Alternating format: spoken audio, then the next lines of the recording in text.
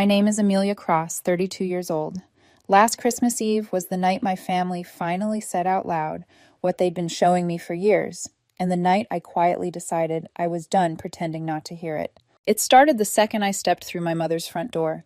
The house smelled like turkey, cinnamon, and that artificial pine candle she buys every year to make up for the plastic tree in the corner. Laughter spilled out of the dining room, loud and warm, the kind of sound you hear in holiday commercials, where everyone wears coordinated sweaters and nobody ever brings up old grudges. No one looked up when I walked in. Not my mom. Not my older brother Eric, who was leaning back in his chair telling a story with his hands. Not my younger sister Megan, who used to cry when I left for college. Even the kids were too busy tearing at wrapping paper under the table to notice. I stood there in the entryway holding a tin of homemade cookies, feeling like I had shown up to a party I wasn't actually invited to. The dining table was already set. Turkey carved, ham sliced, mashed potatoes in a big white bowl, sweet potato casserole with too many marshmallows, cranberry sauce in the nice crystal dish that only comes out at holidays. 3 kinds of pie, waited on the counter like a lineup in a baking competition.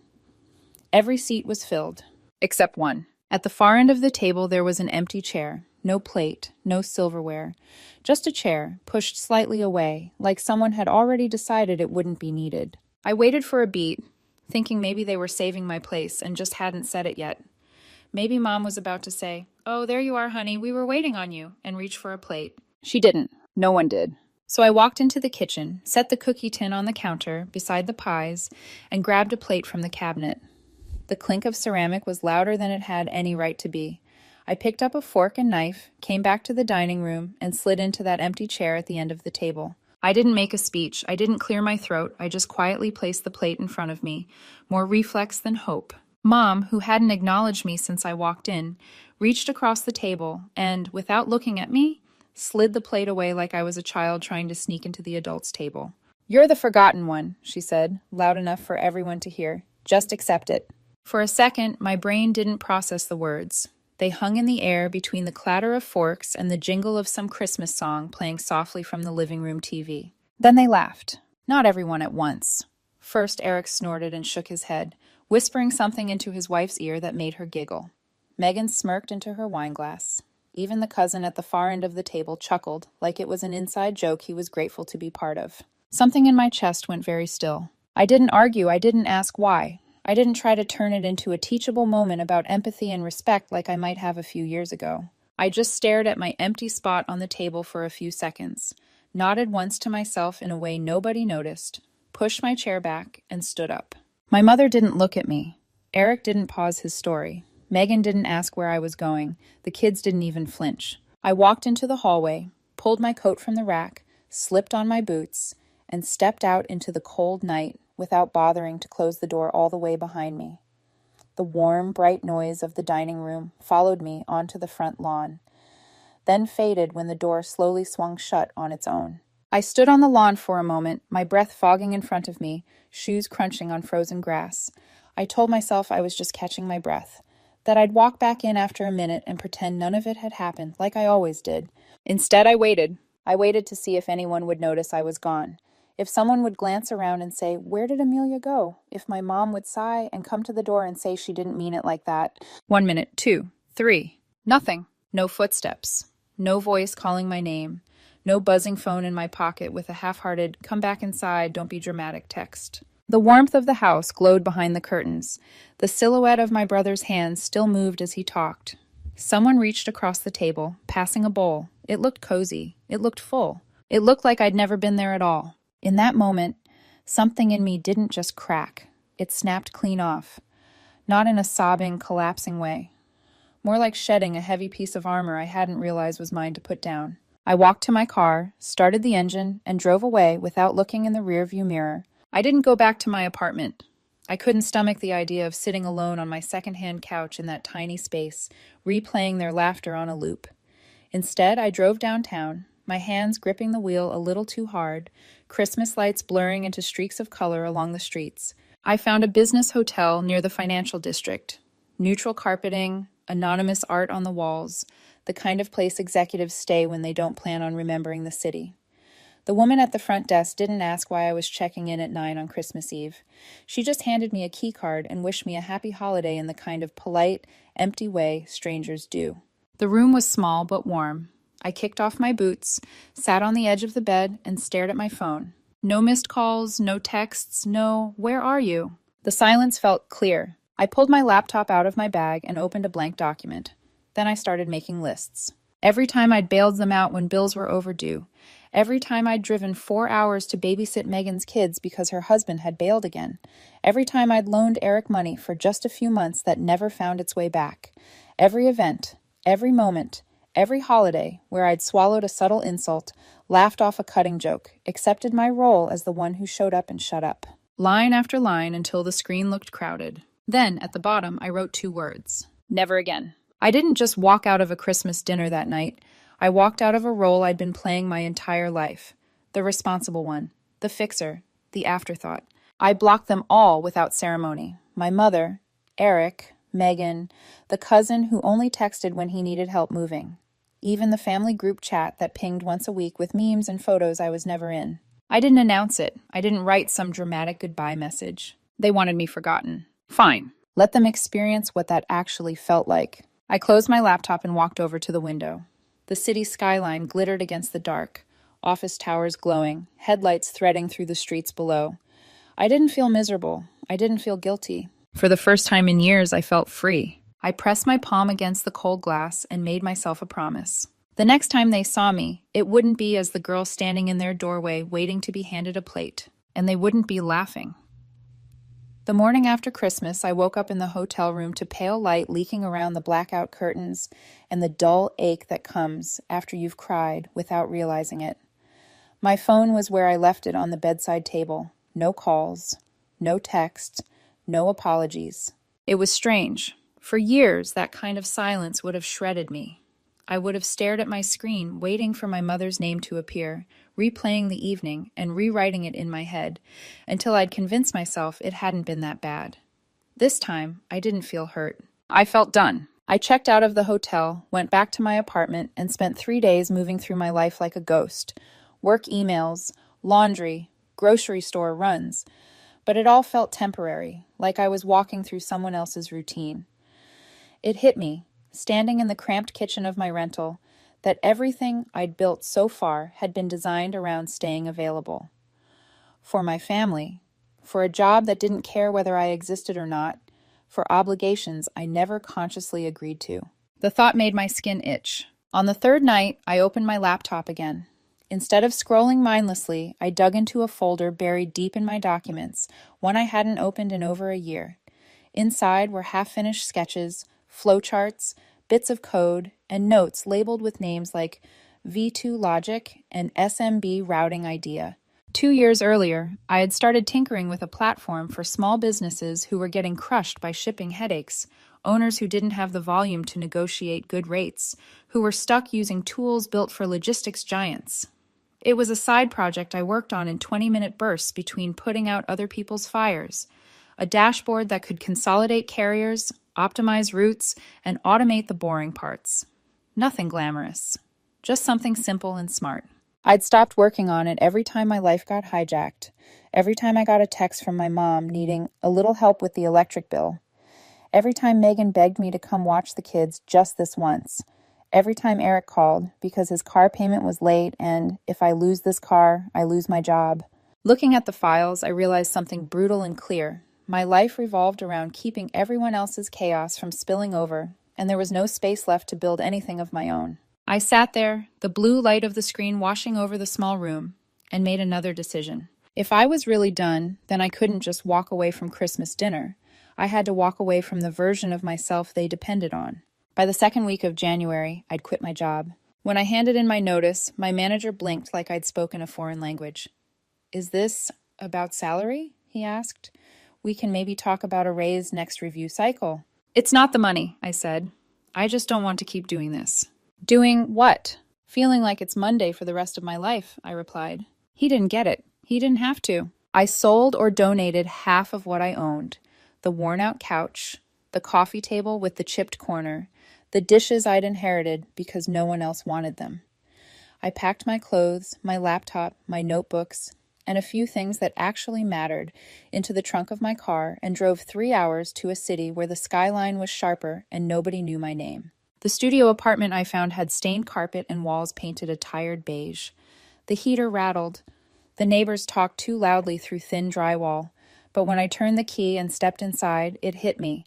Not a single person on earth knew where I was except the leasing office. No one could show up unannounced. No one could ask me to watch their kids, since you're just sitting at home anyway.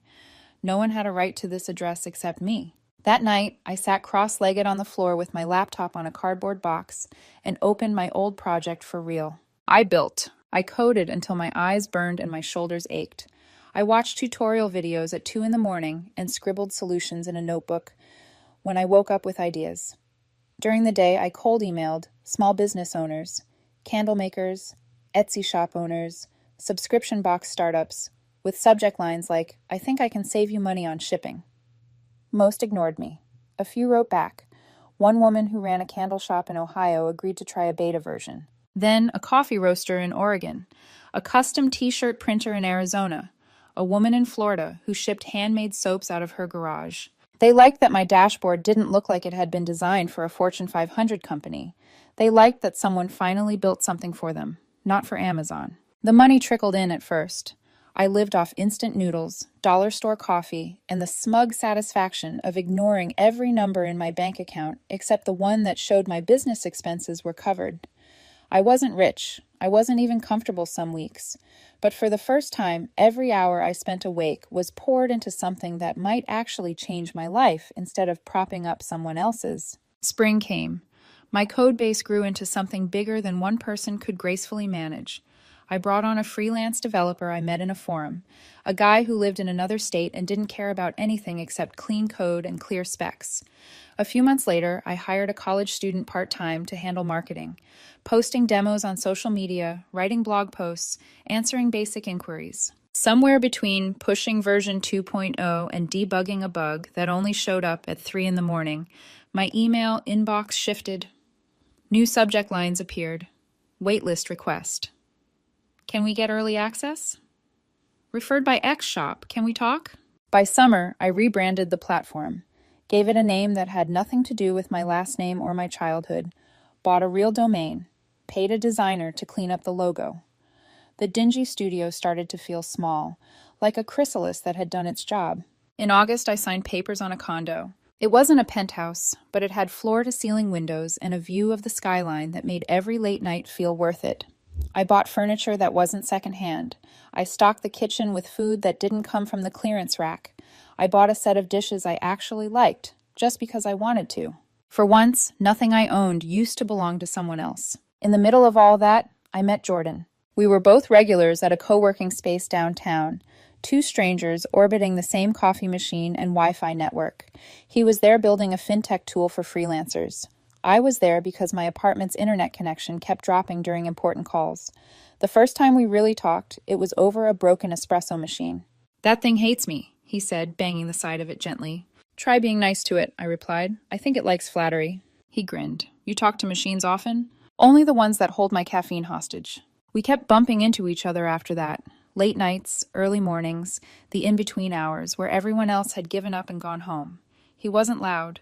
He didn't fill the room with his presence. He just showed up, asked real questions, remembered the answers. He never once asked me to prove why my work mattered. He never treated my company like a hobby or a placeholder until something real came along. For someone who'd spent a lifetime trying to earn her place at every table, that felt new, dangerous, good. By fall, my life looked nothing like it had a year earlier. I had a home. A business with actual revenue and real clients who depended on my platform. A relationship with someone who chose me without needing anything from me except honesty and time. And then, right as the air started to turn cold and the city hung up its Christmas lights again, the email came. It was from a producer at a major business channel. They were planning a Christmas Eve segment highlighting entrepreneurs who'd built companies from scratch, no trust fund, no safety net, just grit and a stupid amount of persistence. One of their researchers had used my platform for her family's online shop and put my name on a list. They wanted to feature me. Live.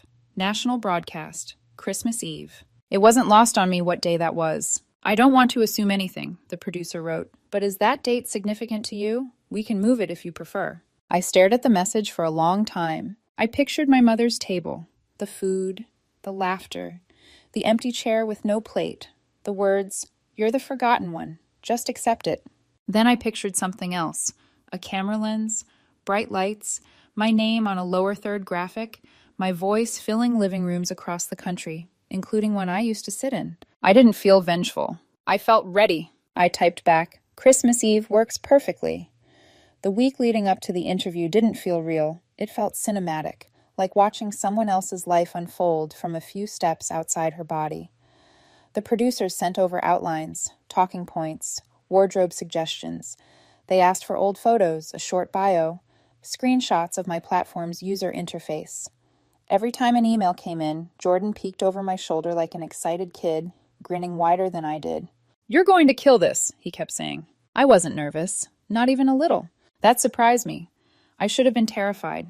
National television, live broadcast, millions of eyes. But compared to the feeling of sitting at a dinner table where my existence didn't matter, compared to watching my mother slide away my plate without a hint of hesitation, this was nothing. This was freedom in a navy blue blazer. Christmas Eve came fast, as it always does. The city pulsed with lights, trees glowing in office windows, garlands wrapped around street lamps, a thin veil of frost shimmering on rooftops. Jordan and I took an early rideshare to the studio. I wore the tailored, dark blue jacket he'd gifted me, the one he insisted would look incredible on camera, and the watch I'd promised myself I would buy someday, a someday that had finally arrived. The studio lobby was sleek and bright, all glass and steel and polished stone. A receptionist greeted me by name, which still felt bizarre.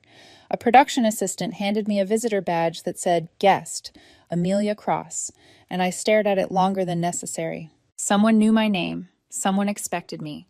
Someone had made space for me before I even walked in the door. Funny how foreign that felt. Backstage, the air hummed with a soft, controlled chaos. People in headsets, lighting techs adjusting panels, a makeup artist dabbing my face with gentle, practiced touches. Everything moved with precision. Everyone had a purpose. And for the first time in my life, so did I. They led me to a tall chair under bright studio lights. The host, a warm, poised woman with a practiced smile, shook my hand and said, "Your story is remarkable. We're honored to have you." Her grip was firm. Her eyes were sincere. As I settled into the seat, mic clipped to my lapel, I felt the heat of the lights soak into my skin. The cameras angled toward me like quiet, curious animals. A countdown appeared on a monitor. "Welcome back to our Christmas Eve spotlight," the host said. "Tonight, we're speaking with Amelia Cross, founder of Streamline Hub, one of the fastest-growing logistics platforms for small businesses in the country. My name, said out loud, without hesitation, without dismissal, without someone laughing afterward." I smiled. She asked how it all began. I didn't script my answer. I didn't need to. "I grew up thinking that being useful was the same as being loved," I said simply. For a long time, I believed that if I made myself indispensable, people would make space for me. But life doesn't work that way. Some people only take from you. They never see you. The host leaned forward. "When did that change?" I breathed in, felt the lights warm my cheeks. "It changed the night I realized I didn't need to stay where I wasn't welcome," I said. "I walked away from everything familiar, even though it terrified me. And the moment I did, my life opened." I talked about the platform, how it started as a few crude sketches, how I coded late into the night in a shabby studio apartment, how small business owners across the country were waiting for something that actually worked for them. I talked about growth, about failures, about the moment I let myself admit I didn't need to be anyone's afterthought. But I didn't name names. I didn't drag anyone. I didn't need to. I said the truth. The forgotten one doesn't stay forgotten when she stops waiting for permission. The interview lasted 15 minutes. 15 minutes that stretched into something bigger than airtime. Bigger than metrics or investor eyes. Bigger than any holiday dinner. Because I knew exactly where my old family was at that moment. In the living room. Opening gifts. TV on in the background. Drifting into post-dinner laziness the same way they had last year, before everything changed. I didn't plan what happened next, but I knew it would happen. Back in that house, Megan probably reached for the remote first, her voice playful. Hey, that girl looks like... Wait. Eric would freeze mid-chew, his fork hovering halfway between plate and mouth. My mother would squint at the screen, her face tightening as recognition crawled up her spine. She'd reach for the remote. Someone would try to mute the TV. The batteries wouldn't cooperate. Someone else would stand, blocking the screen. And then they'd hear it. The words they once used to define me, words they slid across the dinner table like a joke, spoken back to millions of viewers in a voice that no longer trembled. A friend of a friend later told me what happened in that living room. Eric was the first to start shouting. Megan turned pale and begged someone to change the channel. My mother said, turn it off, but no one moved fast enough, because they couldn't unsee it. There I was, center frame, confident, calm, chosen. Their forgotten one, suddenly unforgettable. The interview wrapped. The host thanked me warmly, and the camera faded out. I unclipped my mic with steady hands. Jordan was waiting backstage, holding 2 ginger ales like champagne. His smile said everything he didn't need to. We didn't even speak at first. We just sat on a bench, watching the studio crew disassemble the set like it was a normal night for them. And maybe it was. But for me, it was an ending and a beginning. Back home later that night, I curled into bed beside Jordan's steady warmth and fell asleep without thinking about my family at all. Not even once, which is how I knew I'd finally let them go. 2 days passed after the broadcast before the first crack in the silence appeared. It came in the form of an email. Not a warm one, not a nostalgic one, not even a confused one. No, it was from my mother. The subject line was bitter enough to taste. Your interview. My stomach didn't drop, my pulse didn't spike. I didn't freeze the way I might have a year ago. I simply clicked. Her message was sharp, defensive, dripping venom she'd probably practiced in her head all night. We saw your little TV performance. If you think humiliating your family in front of the whole country makes you successful, you've only proven how selfish you really are. Don't forget who raised you. Don't forget where you came from. I read it once, then again. Not because it hurt, but because it didn't. For the first time, her words felt empty, like echoes in a hallway I'd already walked out of. My fingers hovered over the reply button for a long moment. Then I closed the tab. She hadn't changed. She wasn't going to, and I no longer needed her to.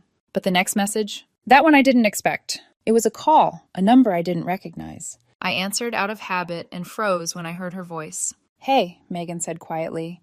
It's me. Of all of them, my younger sister was the last person I expected to hear from. She had perfected the art of drifting with whatever direction the family wind blew. She laughed when they laughed, mocked when they mocked, followed the group tone without question.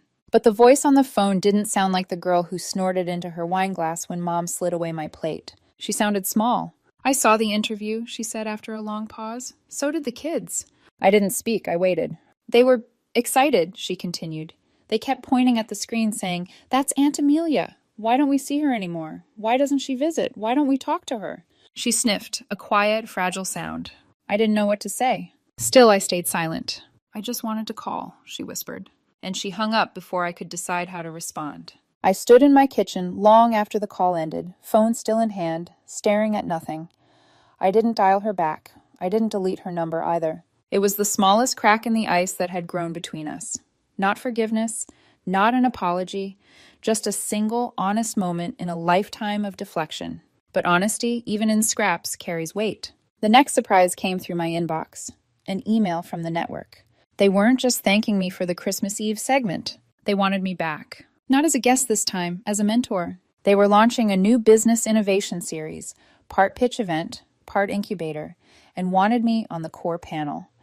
I would be evaluating young entrepreneurs, offering funding, and shaping a program for people who came from nothing and built anyway. People like me. People like the version of me still hunched over a laptop in that cheap studio apartment, wondering if she was insane for believing she could build a company while the only voices in her life dismissed her. I accepted the offer immediately. Then I opened the application files they'd attached, the profiles of the first entrepreneurs they were featuring. One stopped me cold. A 17-year-old kid from my old neighborhood. His mother cleaned houses. His father worked night shifts at the shipping yard. He used to come for tutoring sessions at the library after school, the same library where I used to fight to finish homework while my family pulled me in every direction. He remembered me. In the application, he wrote, I never thought someone like me could do this until I saw Amelia on TV. A warmth spread through me so suddenly it stole my breath. All those years I thought I was invisible. All those nights I thought no one noticed me. All those moments I'd swallowed someone else's disappointment and believed I was too small to matter. But someone had been watching. Someone had been learning. Someone had been waiting for me to show them it was possible to leave and build anyway. I sat quietly in my office for a long time after reading that line. Maybe I hadn't been invisible after all. Maybe they just weren't the ones who were meant to see me. The night of the mentorship premiere felt nothing like the Christmas Eve broadcast. That night, I had walked into the studio as a story. This time, I walked in as the one holding the spotlight. The same crew greeted me. Same cameras, same lights. But I wasn't the woman fighting to prove she existed anymore. I wasn't the forgotten chair at the end of the table. I wasn't the version of myself who quietly endured crumbs of affection while carrying everyone's burdens. I took my seat at the center panel. Young entrepreneurs filed in, nervous and determined. I recognized the look in their eyes, that tight blend of hope and fear, the hope that someone would finally see them, and the fear that no one ever would. And I spoke to them the way I once wished someone would speak to me, with truth, with clarity, with a kind of respect that says, "You matter, your work matters, let's build something real." That night, I wasn't thinking about my family at all, but they were thinking about me. A neighbor from my old street messaged me days later to say she'd run into my mother at the grocery store. Someone recognized my mother, congratulated her, asked if she was proud. My mother apparently turned red, left her cart, and walked out without buying anything. Consequences, not revenge, not cruelty, just the natural discomfort that happens when someone finally sees the truth they tried to bury. Then came the twist I never saw coming. An email from a law firm I'd never heard of. Subject line, confidential estate matter. Personal delivery requested. At first, I assumed it was spam, but the firm was legitimate, old, established, multiple partners. The message addressed me by full name and referenced a sealed letter and a locked case intended only for me. They were acting on behalf of my maternal grandfather, a man I hadn't seen since childhood. Quiet, distant, practical. Not unkind, just absent. He had passed away days before Christmas. He left instructions, a letter for me, a locked metal case for me, a portion of his private estate for me, and me alone. And my mother had tried to block the delivery, calling it a mistake, saying they shouldn't burden Amelia with confusion. The court rejected her. It was legally notarized, witnessed, and binding. My heart pounded as I read that part again. Why me? Why not her children she actually talked to? Why not the daughter who sat at her holiday table? Why choose the one they all openly forgot? The lawyer arrived at my condo a week later, a man in a gray coat, carrying a weathered briefcase and an expression of deep respect. He placed the items on my dining table, a small locked metal case, and an envelope marked with my full name in long, slanted handwriting. My grandfather's handwriting. I didn't open it right away. I waited until the apartment was quiet, the city lights flickering through my windows, my heart beating loud in my ears. Then I opened the letter. Inside were only 2 paragraphs. But they rewrote everything I thought I knew. Amelia, you were never invisible to me. I saw what they did to you. I saw how they used your kindness as labor. I saw how they left you out, how they laughed when they should have protected you. How you were treated made me ashamed to say nothing. I want to leave you something I never had, a clean slate, something that is yours alone. Do with it what you choose. I trust your judgment more than I ever trusted theirs. Taped inside the letter was a small brass key. My hand shook as I unlocked the metal case. Inside was a deed, a cabin in the Blue Ridge Mountains, just outside Asheville. Restored entirely by him, himself. No one else in the family even knew it existed. Alongside it lay a thick leather notebook filled with his handwriting. Stories, regrets, observations about the family, and details of a private investment portfolio he'd built quietly over 15 years. All of it left to me. His final words written at the end, "Build something better than what we gave you." I closed the notebook slowly. For the first time in my life, I felt something I had never associated with my family. Chosen. When I finally spoke again, it was to Jordan, standing in our doorway, keys in hand, watching me with that quiet, steady concern he'd mastered without ever making me feel fragile. "Do you want company?" he asked. I nodded. Because somehow, opening a door to the past was heavier than closing one. A week later, we drove into the Blue Ridge Mountains. The sky stretched wide and clean above us, and the trees rose so thick along the winding roads that sunlight slipped between them like gold threads. The directions from the lawyer led us off the main highway, down a gravel path that crackled beneath the tires. Then we saw it. The cabin. It looked like it had grown from the ground itself. Weathered wood, deep brown and warm, stone chimney leaning just slightly as though time had nudged it lovingly. There was no car in the driveway, no footsteps in the snow except our own. There wasn't even a name on the mailbox, just a black metal post with a small red flag. "Wow," Jordan whispered. I didn't answer. My throat felt tight. The key fit the lock perfectly. The door creaked open like it was sighing. Inside, the air was crisp and untouched, cold enough that we could see our breath. But everything felt preserved, like someone had left purposefully, not carelessly. There was a handmade wooden table in the corner, a couch with stitched cushions, shelves lined with old books whose spines had softened with time, a kettle on the stove, waiting. And then, in the corner of the living room, beneath a small square window, I saw it. A desk, simple, sturdy, and sitting on top of it, a framed photo. Me, 11 or 12 years old, holding a book, glancing sideways at the camera like I wasn't sure whether I was allowed to smile. I didn't even know that picture existed. Someone had kept it. Someone had treasured it. Someone who'd never once told me. My legs felt suddenly unsteady. I sat on the edge of the desk, running my fingers over the frame. Jordan stood behind me, quietly resting a hand on my shoulder, not pushing, not coaxing, just present. "He saw you," he said softly. And that was it. That was the moment something inside me, something wound tight for years, finally loosened.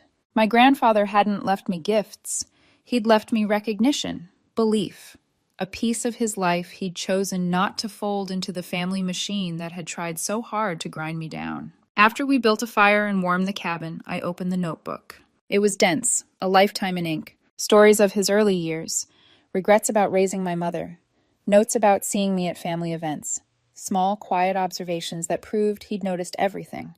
He wrote about overhearing comments they made toward me, about the imbalance, the favoritism, the dismissiveness. And then, near the end, he wrote about his investments. A modest fortune, nothing extravagant, but honest, smart, long-term wealth, all held in a trust under my name, untouched by my mother or her siblings, protected from any attempt to contest it. I felt something unfamiliar bloom in my chest. Not triumph, not validation, something gentler. Permission. Permission to stop chasing people who had no intention of catching me. Permission to build a life not rooted in their expectations. Permission to let myself believe I was worth choosing. We stayed in the cabin overnight. The fire crackled softly while Jordan warmed soup on the stove. We ate by candlelight, laughing at the hissing sound the kettle made, like it was complaining about being woken up after years of silence. When we lay down to sleep on the old quilt-covered bed, I felt something I hadn't felt since childhood. Safe. Truly, deeply safe. In the morning, sunlight spilled through the windows, touching every corner of the room like it was blessing the place. I walked outside onto the porch, letting the cold mountain air fill my lungs.